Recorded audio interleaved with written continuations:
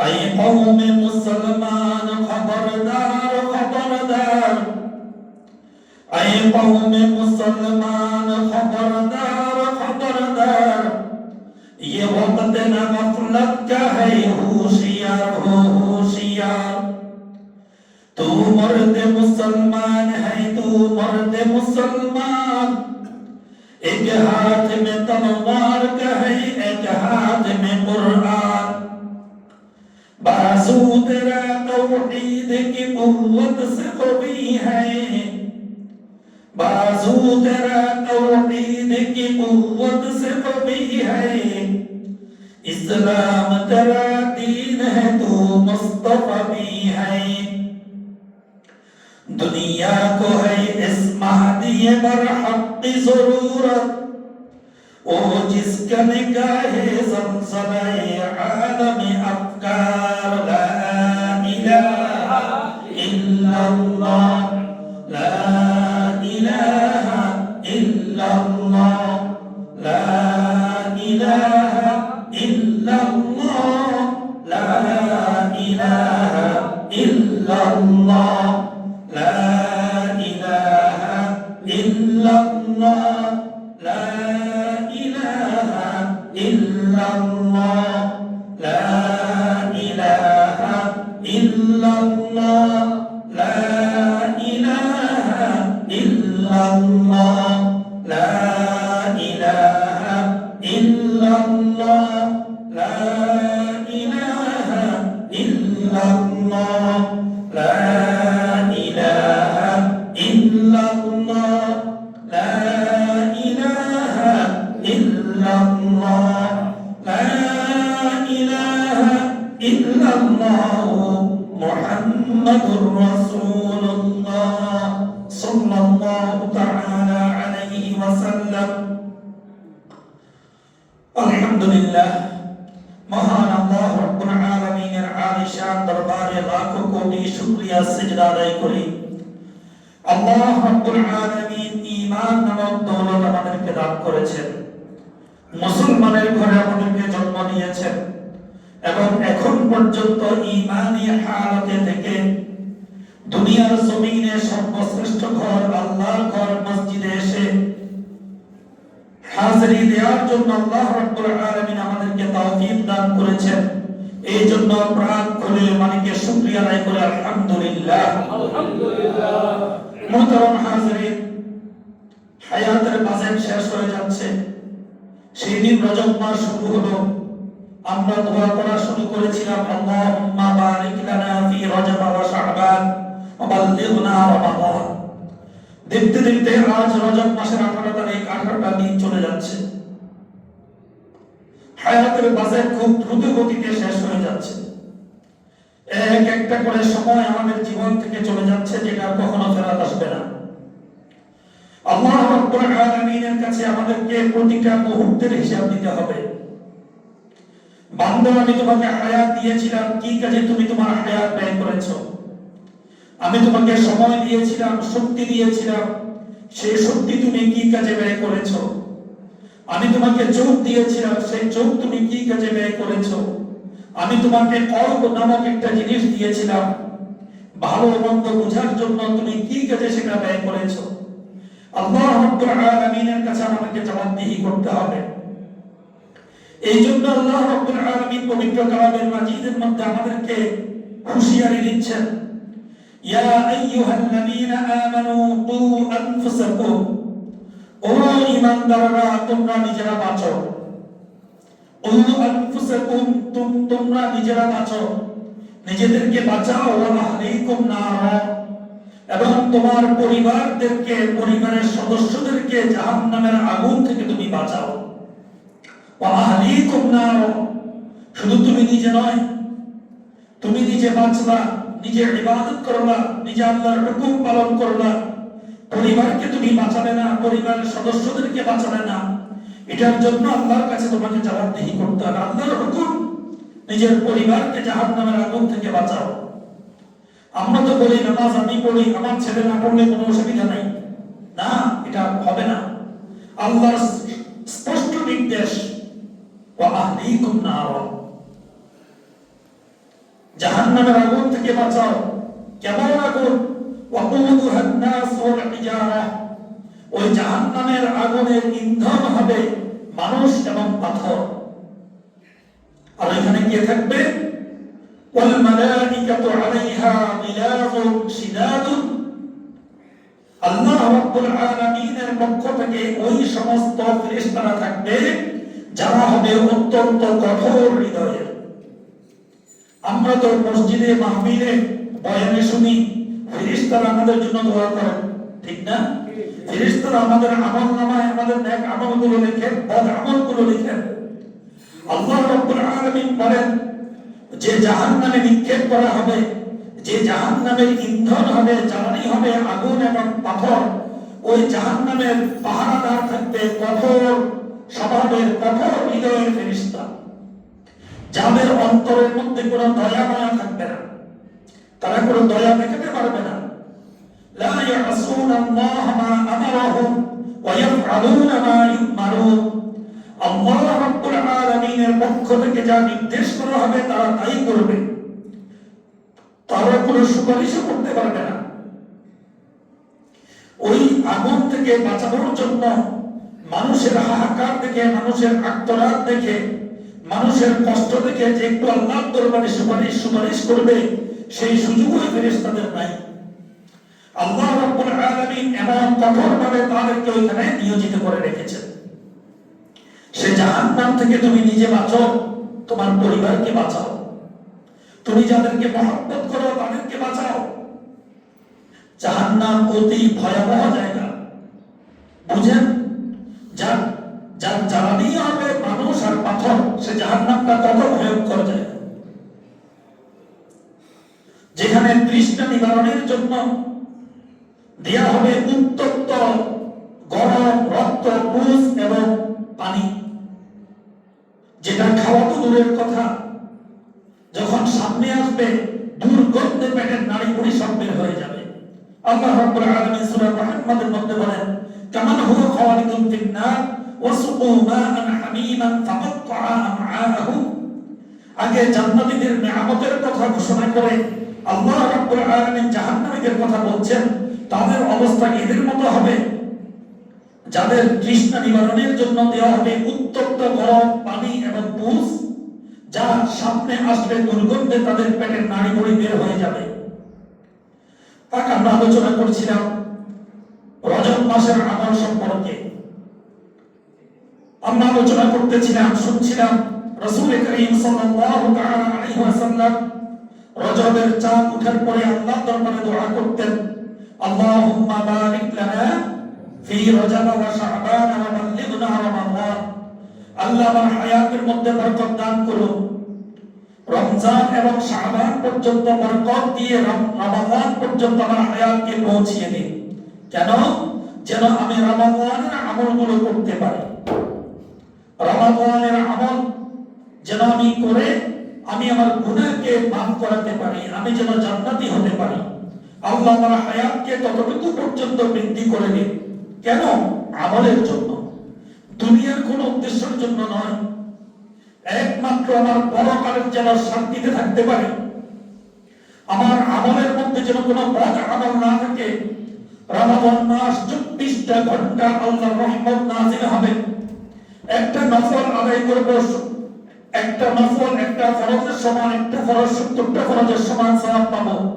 এই সওয়াব থেকে যেন আমি বঞ্চিত না হই, আল্লাহ সেই জন্যই আমার হায়াতকে রমাদান, রজব, শাবান বৃদ্ধি করে রমাদান পর্যন্ত পৌঁছিয়ে দেন। রাসূল সাল্লাল্লাহু তাআলা আলাইহি ওয়াসাল্লাম আমাদেরকে শিক্ষা দিয়েছেন। আলহামদুলিল্লাহ আমরা আমল করছি, যারা এখন আমল শুরু করতে পারেন না তারা আজকে থেকে ইনশাআল্লাহ আমল করব। আল্লাহ রাব্বুল আলামিন আমাদেরকে বেশি বেশি করে আমল করার তৌফিক দান করুন। কেমন আমল করব? নিঃশ্বাস যখন বন্ধ হয়ে যাবে তখন আর আমল করার কোনো সুযোগ নাই, কোনোই সুযোগ নাই। তখন আমি দুনিয়ার মধ্যে আমি যাদেরকে রেখে গিয়েছি তাদের মুখাপেক্ষী, তারা যদি দয়া করে আমার জন্য একটু দোয়া করে, তারা যদি মহব্বত যদি আসে আমার জন্য, তারা যদি একটু সূরা ফাতিহা পড়ে, সূরা ইখলাস পড়ে, কয়েকবার দরুদ পড়ে, যদি আমার কবরে জিয়ারত করতে যায়, যদি আমার নামে 2-4 পয়সা আল্লাহর রাস্তা দান করে, সেই সওয়াবটাই আমি পাবো।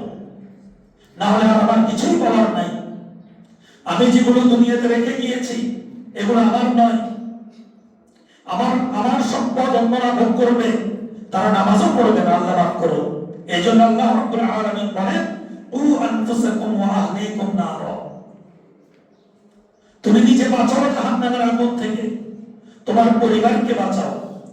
রাসূলুল্লাহ সাল্লাল্লাহু তাআলা আলাইহি ওয়াসাল্লাম ইরশাদ ফরমান, হযরত আবু হুরায়রা রাদিয়াল্লাহু তাআলা আনহু হাদিস বর্ণনা করেন, عن أبي هريرة رضي الله تعالى عنه قال قال رسول الله صلى الله تعالى عليه وسلم إذا عظمت أمتي الدنيا نزعت منها هيبة الإسلام وإذا بركت الأمر بالمعروف والنهي عن المنكر حرمت بركة الوحي وإذا تسابت أمتي سقطت من عين النار.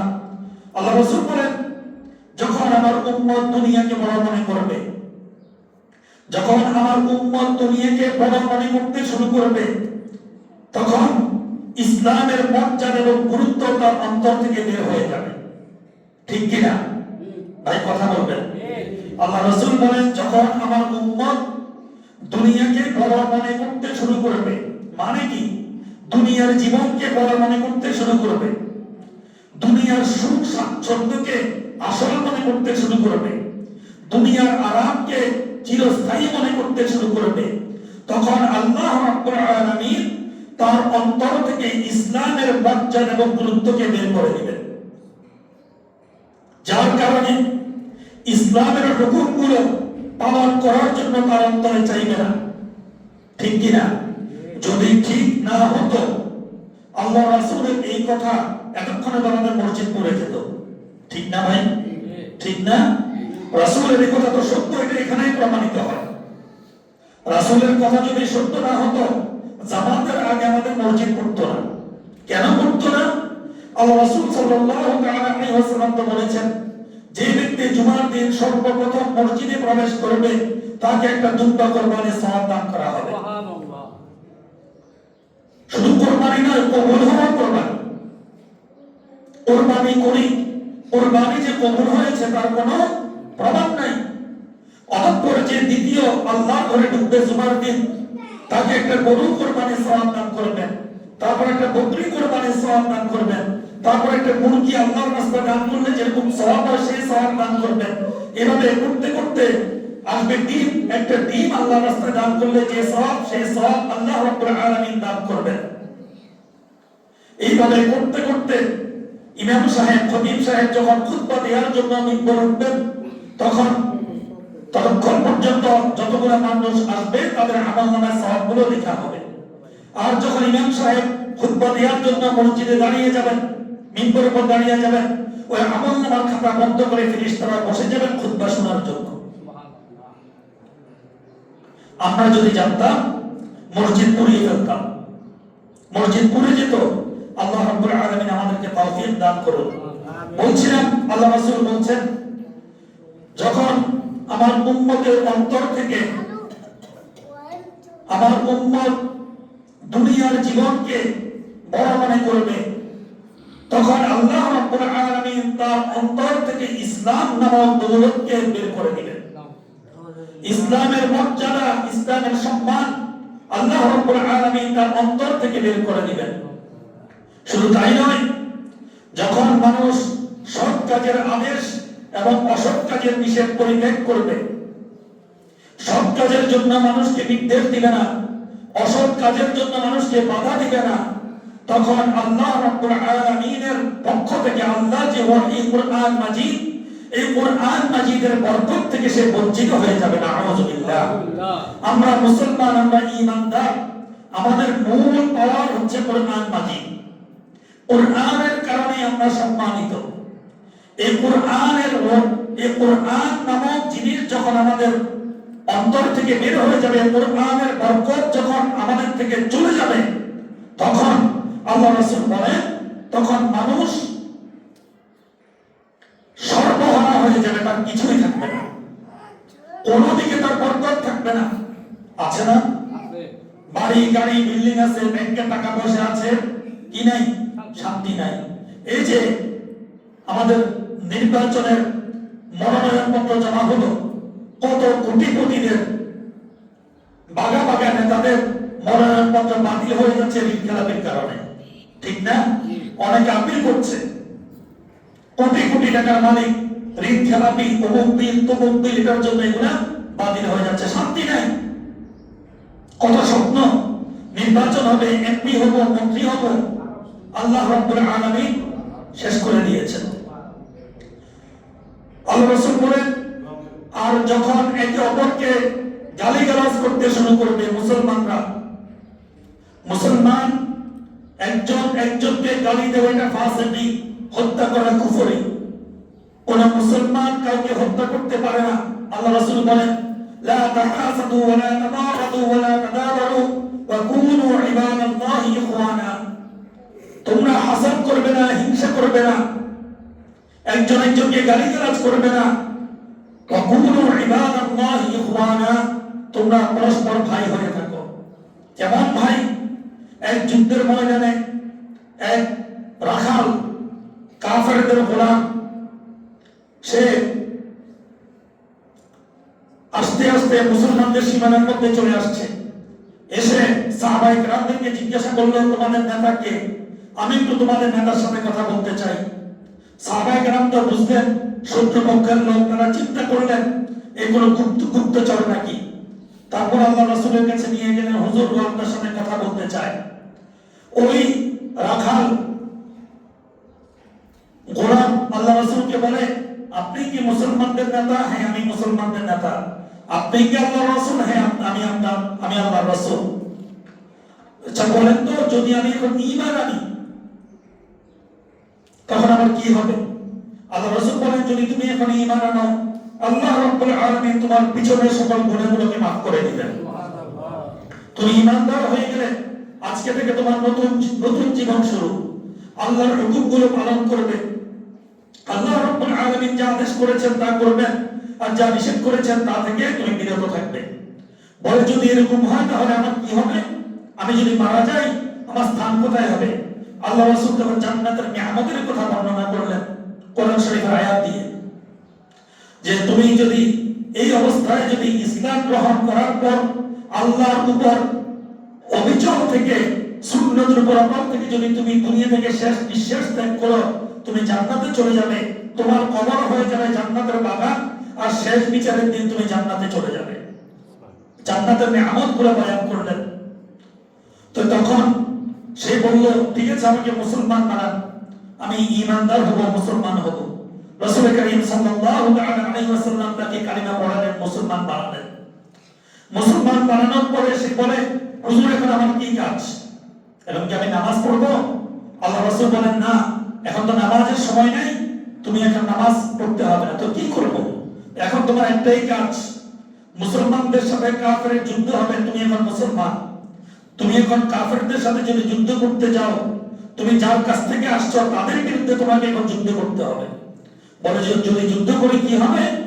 যদি তুমি এখানে শাহাদাত বরণ করো, তোমাকে আল্লাহ রাব্বুল আলামিন শহীদ হিসেবে কবুল করবেন। তোমার গোসল পর্যন্ত দুনিয়াতে দেওয়া হবে না, ফেরেশতারা তোমাকে গোসল দিবেন, তুমি জান্নাতে চলে যাবে। এই কথা শুনে ওই রাখাল খেজুর খাচ্ছিল, এই খেজুরটা মুখ থেকে ফেলে দিয়ে বলে, আমি তো দেরি করব না, এই কথা বলে সে সাহাবায়ে কেরামদের সাথে যুদ্ধে লেগে গেল এবং ওইখানে তিনি শাহাদাত বরণ করলেন। যখন মুসলমানদের দলের মধ্যে এই লাশটা আসলো, সাহাবায়ে কেরামরা কেউ চিনতেছিলেন না। আল্লাহ রাসূলের কাছে তখন নিয়ে আসলেন, নিয়ে এসে বললেন, ইয়া রাসূলুল্লাহ, এটাকে আমরা দেখি নাই। রাসূল করিম সাল্লাল্লাহু আলাইহি ওয়াসাল্লাম দেখে একটু মুচকি হাসলেন, বলে, দেখো কতই না সৌভাগ্যবান এই ব্যক্তি, যে মুসলমান এক ওয়াক্ত নামাজ পড়তে হলো না, একটা রোজা রাখতে হলো না, কিন্তু সে জান্নাতি। সুবহানাল্লাহ, জান্নাতে চলে গিয়েছে। কিছুই নয়, শুধু আল্লাহর উপর পরিপূর্ণ ঈমান আনার কারণে, ইসলামের পক্ষে যুদ্ধ করার কারণে। এই জন্য আল্লাহ রাব্বুল আলামিন বলেন, ইয়া আইয়ুহাল্লাযীনা আমানু ইন তানসুরুল্লাহ ইয়ানসুরকুম ওয়া ইউসাব্বিত আকদামাকুম। ও ঈমানদাররা, যদি তোমরা আল্লাহর দ্বীনকে সাহায্য করো, আল্লাহ রাব্বুল আলামিন তোমাদেরকে সাহায্য করবেন। কথা কার? আল্লাহর কথা। ইয়া আইয়ুহাল্লাযীনা আমানু, ও ঈমানদাররা, ইন তানসুরুল্লাহ ইয়ানসুরকুম, যদি তোমরা আল্লাহর দ্বীনকে সাহায্য করো তখন আল্লাহ রাব্বুল আলামিন তোমাদেরকে সাহায্য করবেন। ওয়া ইউসাব্বিত আকদামাকুম, এবং শত্রুর মোকাবেলায় তোমাদেরকে দৃঢ় পথ রাখবেন। শত্রুকে দেখে তোমরা ভয় পাবে না, বরং শত্রু তোমাদেরকে দেখে ভয় পাবে। ইসলামের ইতিহাস তো তাই বলে, ঠিক না? কি ভাই, ঠিক না? কম বেশি তো আমরা জানি। প্রত্যেক যুদ্ধে মুসলমানদের সংখ্যা ছিল কম, কাফেরদের সংখ্যা ছিল অনেক বেশি। আল্লাহ রাব্বুল আলামিন মুসলমানদেরকে বিজয় দান করেছেন। মুসলমানরা বিজয়ী হয় না, আল্লাহ রাব্বুল আলামিন দান করেছেন। আল্লাহ রাব্বুল আলামিন এটাই বলছেন, ইয়ানসুরকুমুল্লাহু ফালা গালিবা লাকুম, যদি আল্লাহ রাব্বুল আলামিন তোমাদেরকে সাহায্য করেন, ওয়া ইয়াখযুলকুম ফামান্তাল্লাযী ইয়ানসুরকুম মিন বা'দি, যদি আল্লাহ রাব্বুল আলামিন তোমাদেরকে সাহায্য করেন তাহলে তোমাদের উপর কেউ আর জয়লাভ করতে পারবে না, তোমরাই জয়লাভ করবে।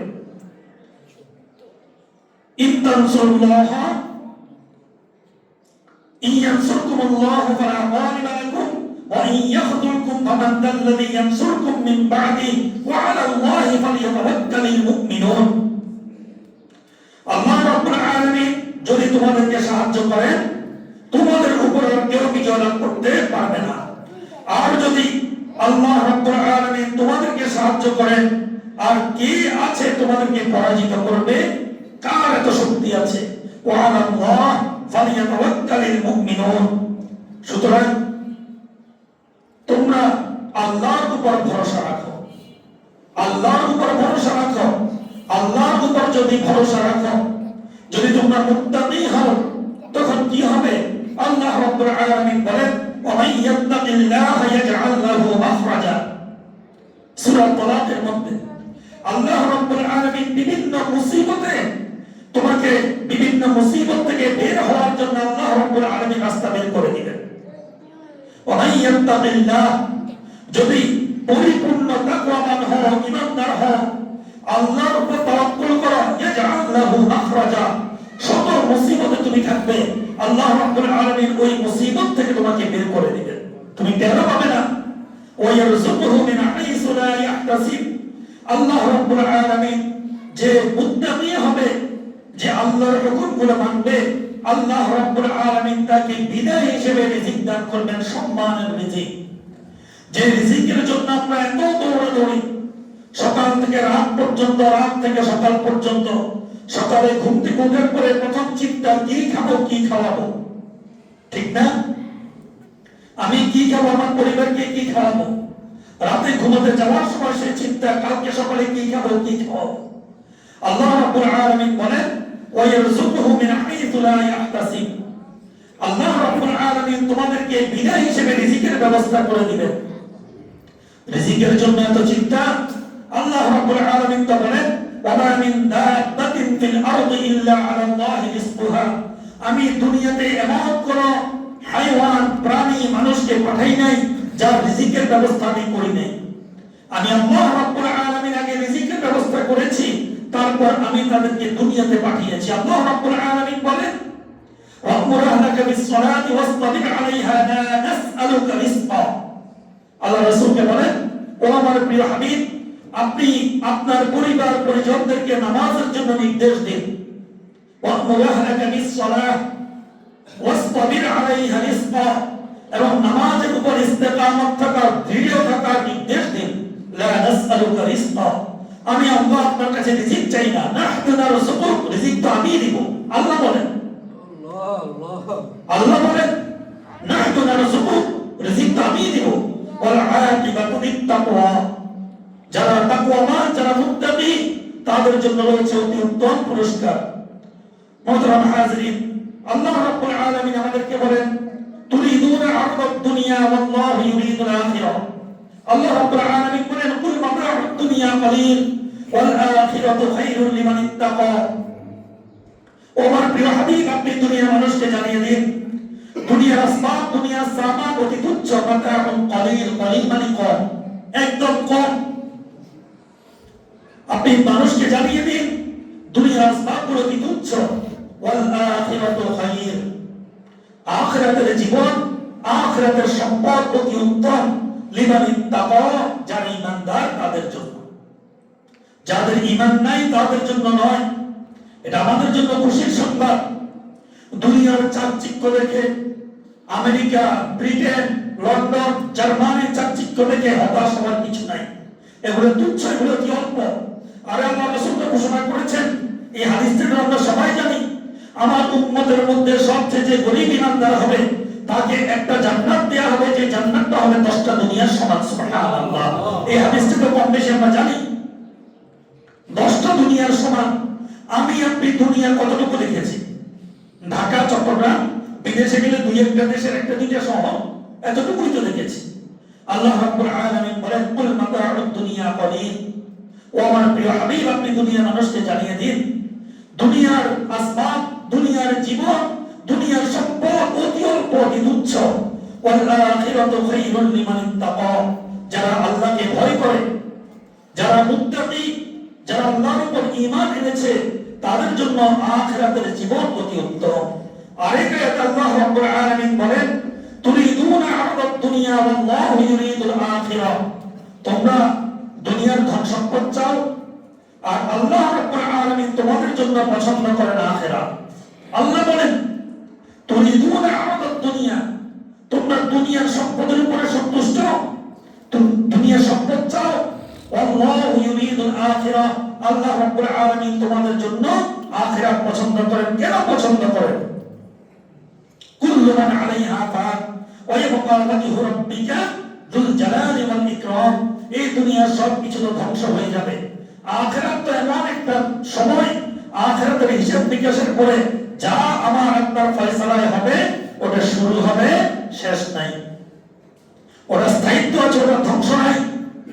এই জন্য আল্লাহ রাব্বুল আলামিন বলেন, আল্লাহর কাছে, আমার কাছে, আমার বান্দাদের জন্য, আমার যারা নেককার বান্দা, যারা মুত্তাকি বান্দা, যারা প্রিয় বান্দা, তাদের জন্য আমি আল্লাহ রাব্বুল আলামিন পছন্দ করে রেখেছি আখিরাতকে, দুনিয়া তাদের জন্য নয়।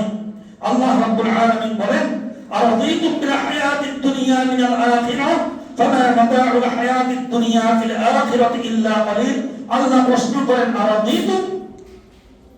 আরাদিতুম, তোমরা কি সন্তুষ্ট? বিল হায়াতিদ দুনিয়া মিনাল আখিরাহ, আখিরাতকে বাদ দিয়ে দুনিয়ার জীবনের উপরে তোমরা সন্তুষ্ট? ফামা মাতাউল হায়াতিদ দুনিয়া ফিল আখিরাতি ইল্লা কলিল। অথচ আখিরাতের তুলনায় দুনিয়ার জীবন অতি তুচ্ছ। মুহতারাম হাজিরিন, সেই আখিরাতের জন্য আমাদেরকে আমল করা উচিত, যেখানে আমরা চিরস্থায়ী থাকবো, যার শুরু হবে শেষ নাই।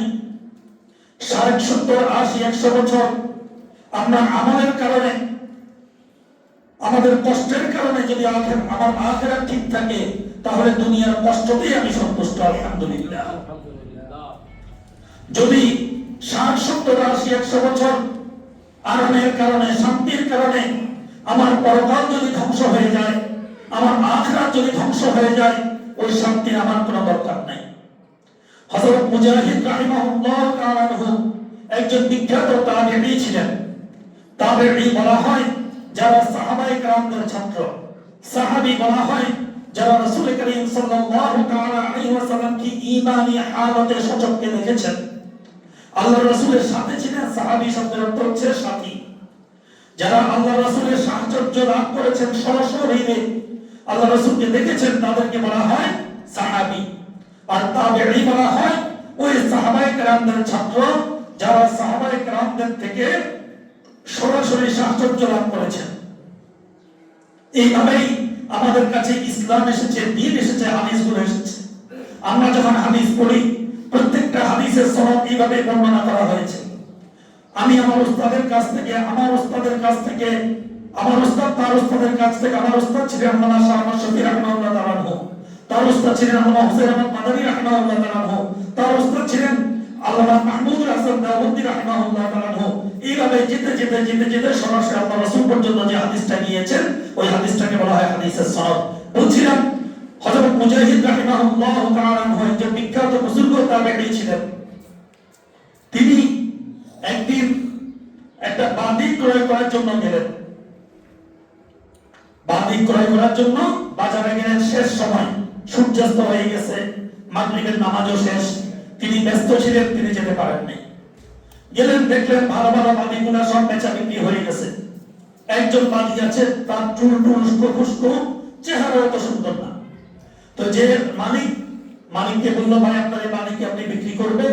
বলছে হ্যাঁ বিক্রি করবো, তবে হুজুর আমার মনে হয় এটা আপনার সামনের সাথে যায় না, এই বাদি আপনার জন্য না। এর বুদ্ধি কম, আকল কম, চেহারাও সুন্দর নাই, উস্কো ফুস্কো। তো হযরত বললেন ঠিক আছে, তারপরে যখন আসছি আর যখন কেউ নাই, আমারও খেদমত করার জন্য একজন বাদী দরকার, দেন ওকে আমার কাছে বিক্রি করে দেন। যাই হোক, বিক্রি করবে, কথাবার্তা চলছে। বাদী বলল যে আপনি আমাকে কিনবেন, আপনার কাছে আমার একটা শর্ত, ছোট একটা শর্ত আছে। কি শর্ত? যে আপনি ফজর থেকে ইশা পর্যন্ত আমাকে আপনি যত কাজ করতে বলবেন, আপনার যত সেবা যত্ন করতে বলবেন আমি করব, তবে ইশা থেকে ফজর পর্যন্ত আপনি আমাকে কোনো কাজে রাখতে পারবেন না। আপনি ইশা থেকে ফজর পর্যন্ত আমি আপনার কোনো কাজ করব না। তো হযরত মুজাহিদ তো বিখ্যাত ব্যক্তিত্ব ছিলেন, মুহাদ্দিস ছিলেন। আল্লামা হযরত আব্দুল্লাহ ইবনে মাসউদ রাদিয়াল্লাহু তাআলা আনহুর বিখ্যাত শাগির্দ ছিলেন।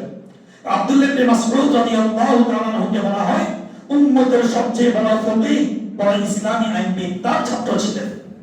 তো উস্তাদ যেমন ছাত্রের কাছে তো কিছু গুণ থাকবে, তো তিনি বুঝতে পারলেন যে মনে হয় এই বাদী হয়তো রাতের বেলা ইবাদত করবে, এই জন্য সে আমার কাছ থেকে ছুটি চায়। বলে হ্যাঁ ঠিক আছে, আমার ফজর থেকে ঈশা পর্যন্ত হলেই হয়ে যাবে, তুমি ঈশার পর থেকে ফজর পর্যন্ত তুমি তোমার ব্যক্তিগত কাজ করবে, অসুবিধা নাই। আচ্ছা, রইলেন, ইবাদত করছেন, বাদীও কাজ করছে। হঠাৎ করে এক রাত্রে, গভীর রাতে যখন দুনিয়ার সকল মানুষ ঘুমায়, তখন গুনগুন শব্দ আসে। হযরত মুজাহিদ রাদিয়াল্লাহু রাহিমাহুল্লাহু তাআলা তিনি ঘুম থেকে উঠলেন তাহাজ্জুদের নামাজ পড়ার জন্য। তিনি গুনগুন আওয়াজ শুনলেন, আওয়াজ শুনে তিনি উঠলেন, উঠে ওযু করলেন, তাহাজ্জুদের নামাজ পড়লেন। তো তিনি চিন্তা করলেন যে এই শেষ রাতে সে কি বলে শুনি।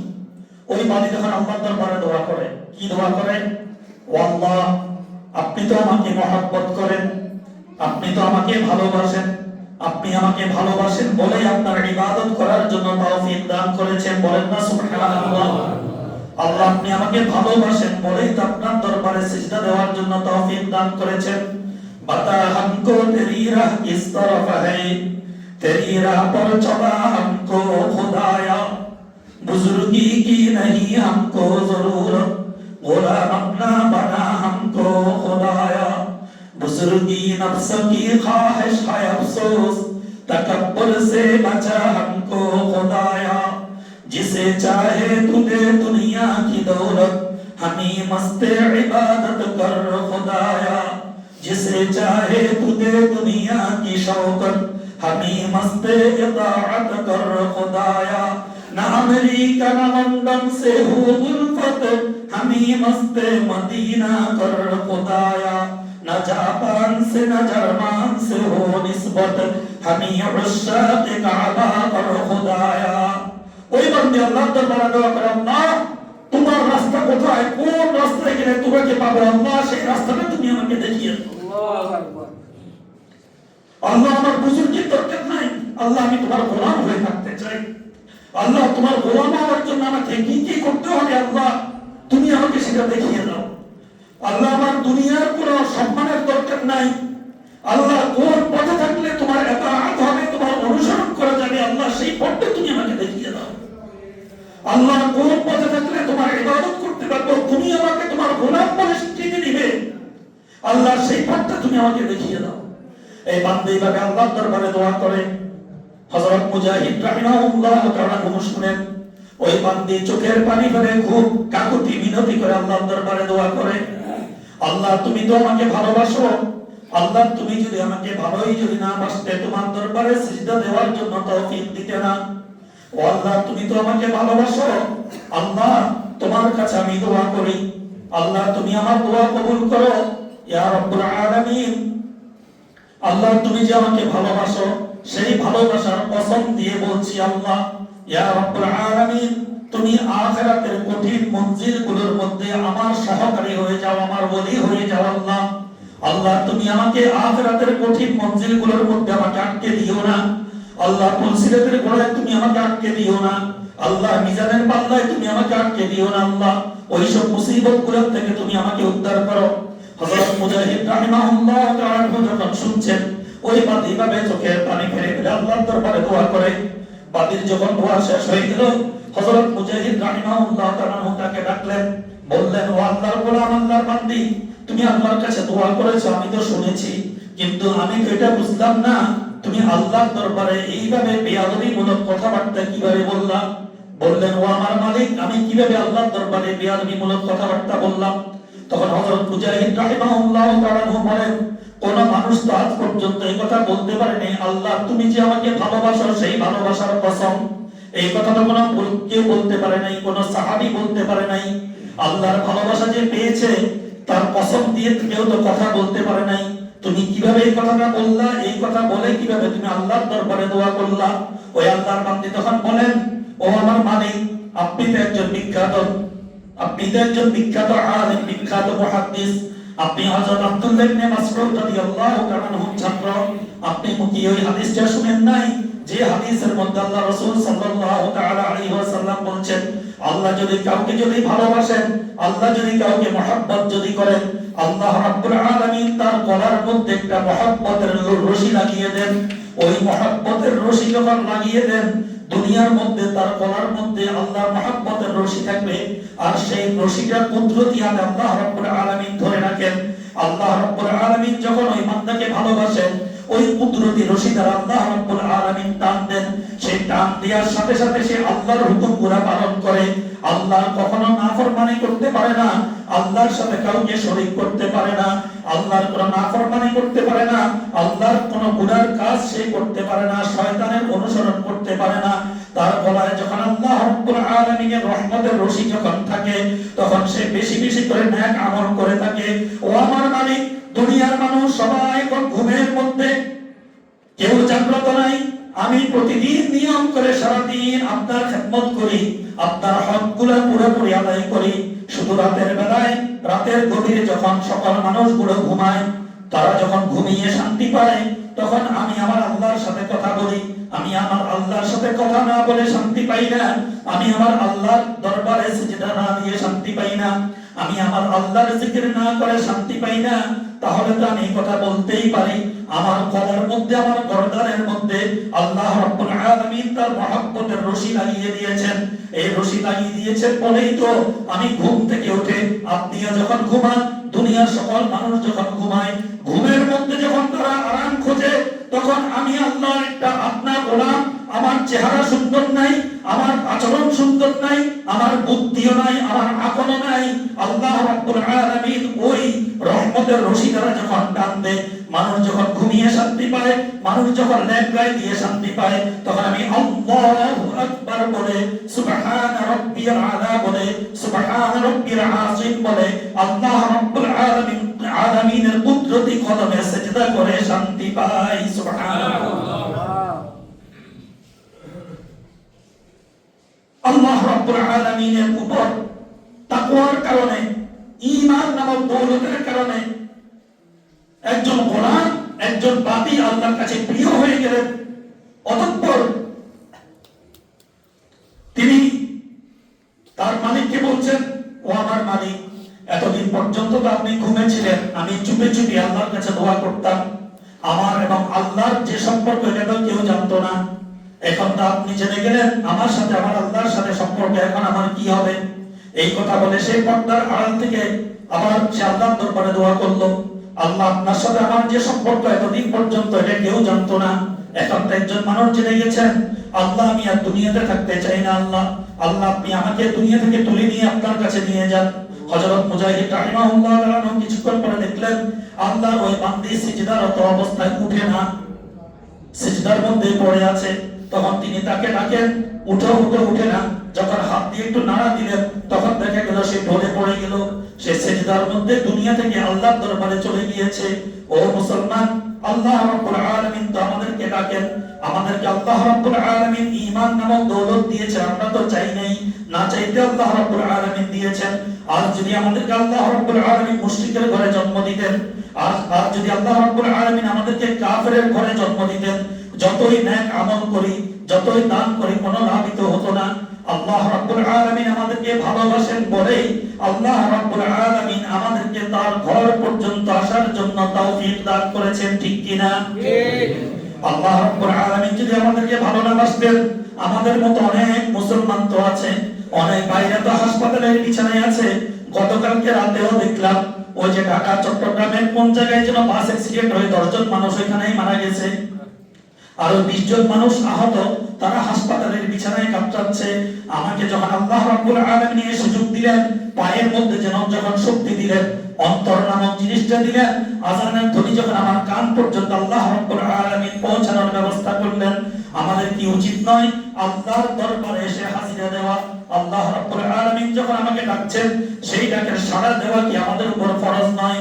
এই জন্য তো আল্লাহ রাব্বুল আলামিন বলেন, ও ঈমানদারেরা, ও আনফুসাকুম ওয়া আহলিকুম নারা ইয়া আইয়ুহাল্লাযীনা আমানু, ও ঈমানদারেরা, ও আনফুসাকুম, তোমরা নিজেরা জাহান্নামের আগুন থেকে বাঁচো, ওয়া আহলিকুম নারা, তুমি যাকে ভালোবাসো, যাকে মহব্বত করো, তোমার সেই প্রাণ প্রিয় স্ত্রী, তোমার সেই কলিজার টুকরা সন্তান, তাদেরকেও তুমি জাহান্নামের আগুন থেকে বাঁচাও। কোন আগুন? ওই আগুন যেই জাহান্নামের জ্বালানি হবে মানুষ এবং পাথর। ওয়াল মালাইকাতু আলাইহা গিলাজ শিদাদুল লা ইয়াসুনাল্লাহা মা আমারহুম ওয়া ইয়াফআলুনা মা ইউমারুন। ওইখানে যে ফেরেশতাগুলো থাকবে, এরা থাকবে অনেক কঠিন স্বভাবের, কঠোর হৃদয়ের। ওদের উপর আল্লাহ রাব্বুল আলামিন যে হুকুম করবেন সেই হুকুমে ওরা পালন করবে। ও মুসলমান ভাইয়েরা, এই তীব্র শীতের মধ্যে আমরা আগুন পোহাই, আগুনের তীব্রতা সহ্য করতে পারি না। অনেক সময় আমরা আগুন পোহাতে গিয়ে অনেক মানুষ কাপড়ের মধ্যে আগুন ধরে মারা যায়, ঠিক কিনা? ঠিক কিনা? আগুন পোহাতে গিয়ে মারা যায়। আমরা রোদের মধ্যে যখন দাঁড়িয়ে থাকি, 1 ঘন্টার বেশি হয়তো ওখানে দাঁড়াতে পারি না। তীব্র রোদের মধ্যে শীতকালেও সেই জাহান্নামের আগুন তো হবে দুনিয়ার চেয়ে 70 গুণ বেশি তেজওয়ালা। সেই জাহান্নামের আগুন কি আমরা সহ্য করতে পারবো? না, কোনোভাবেই সহ্য করতে পারবো না। এই জন্য আল্লাহ রাব্বুল আলামিন আমাদেরকে বলেন, ও ইয়া আইয়ুহাল্লাযীনা আমানু ও আনফুসাকুম, ও দুনিয়ার মানুষ, তোমরা জাহান্নামের আগুন থেকে ভয় করো, জাহান্নামের আগুন থেকে তোমরা বাঁচো। মুহতারাম হাজিরিন, আরেক হাদিসের মধ্যে লম্বা হাদিস, হযরত, আমি শুধু বাংলাটা বলছি, হযরত আম্মা জান হযরত আয়েশা সিদ্দিকা রাদিয়াল্লাহু তাআলা বলেন, একদিন রাসূলুল্লাহ সাল্লাল্লাহু তাআলা আলাইহি ওয়াসাল্লাম, হযরত আবু যর রাদিয়াল্লাহু তাআলা আনহু থেকে একটি হাদিস, আন আবি যর রাদিয়াল্লাহু তাআলা আনহু قال قلت يا رسول الله اوصني قال عليك بتقوى الله فانه رأس الامر كله قلت يا رسول الله زدني قال عليك بتلاوة القرآن فإنه نور لك في الآخرة وذكر لك في السماء। হযরত আবু যর রাদিয়াল্লাহু তাআলা আনহু বলেন, ইয়া রাসূলুল্লাহ, আমাকে কিছু নসিহত করুন। আল্লাহ রাসূল বলেন, তুমি তাকওয়া অবলম্বন করো, পরহেজগারি অবলম্বন করো, কারণ ওই তাকওয়া হচ্ছে সকল নেক আমলের মূল। তাকওয়া যদি থাকে তখন তুমি নেক আমল করে মজা পাবা। এটা বলার পর আমি বললাম, ইয়া রাসূলুল্লাহ, আমাকে আরো নসিহত করুন, জিদনি। আল্লাহ রাসূল বলেন, বেশি বেশি করে কোরআন তেলাওয়াত করো। কেন কোরআন তেলাওয়াত করবে? ফাইন্নাহু নূরুল লাকা ফিল আখিরাহ ওয়া যুখরুল লাকা ফিস সামা।